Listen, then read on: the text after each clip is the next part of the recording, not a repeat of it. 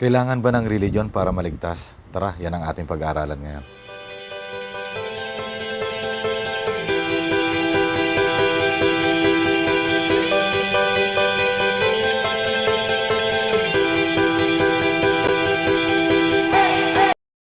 Isa sa paksang pinag-uusapan ngayon ay ang kailangan pa ba ng reliyon para ang isang taong makasalanan ay maligtas. So may mga kanya-kanyang view, may mga nagsasabing kailangan ng reliyon para may maligtas, may nagsasabi naman na hindi na kailangan.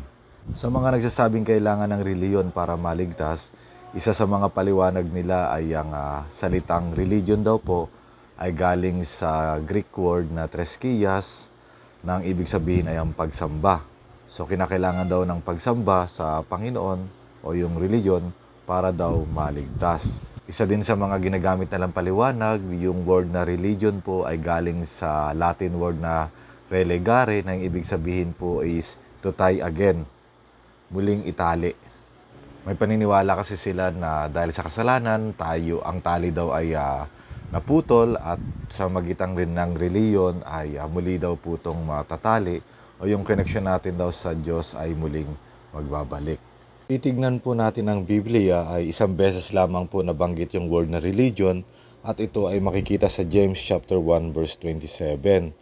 Pure religion and undefiled before God and the Father is this, to visit the fatherless and the widows in their affliction, and to keep himself unspotted from the world.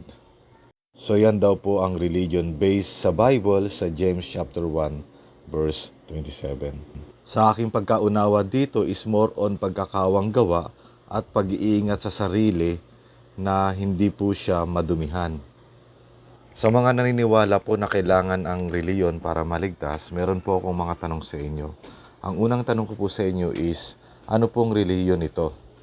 Isa lang po bang reliyon ito or maraming reliyon na nagkalat na pwedeng gamitin ng Diyos para ang isang tao ay maligtas?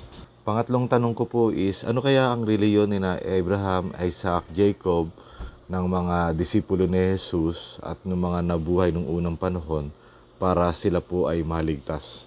Kung kailangan po ng reliyon at ang reliyong ito ay nasa Pilipinas lang or nasa piling lugar lang ng ibang bansa, paano po kaya yung ibang lugar o bansa? So ibig sabihin hindi sila ligtas dahil wala silang reliyon na tama.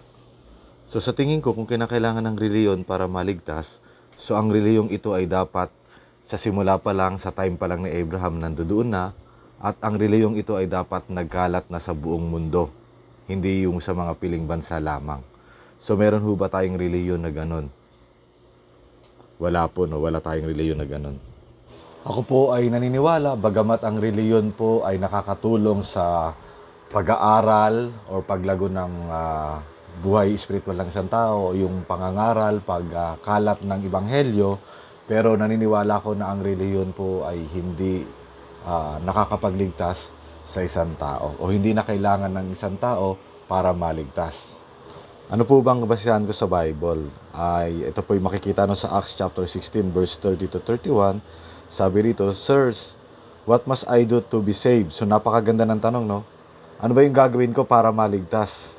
So pwedeng yan din po ang tanong natin. Ano bang kailangan kong gawin para maligtas? Sabi ni na Pablo, they replied, "Believe in the Lord Jesus Christ and you will be saved, you and your household." So maniwala lang daw po kay Jesus at maliligtas. Hindi sinabing maniwala kay Jesus or maniwala sa religion. So very clear po, no, maniwala o pananampalataya kay Jesus ang paraan para ang isang tao ay maligtas. At kung titingnan po natin ang buong turo ng Bible, buong context ng Bible, talagang ang kaligtasan ay sa magitan po ng pananampalataya kay Jesus, at yun lamang po, no. Bagamat again nakakatulong ang religion, pero hindi po enough ang religion o hindi kailangan ng religion para maligtas. Yun lamang po at maraming salamat. Sana po ay natuto kayo. Consider subscribe po, share at saka like na rin po sa aking YouTube channel para updated kayo. Maraming pong salamat. God bless.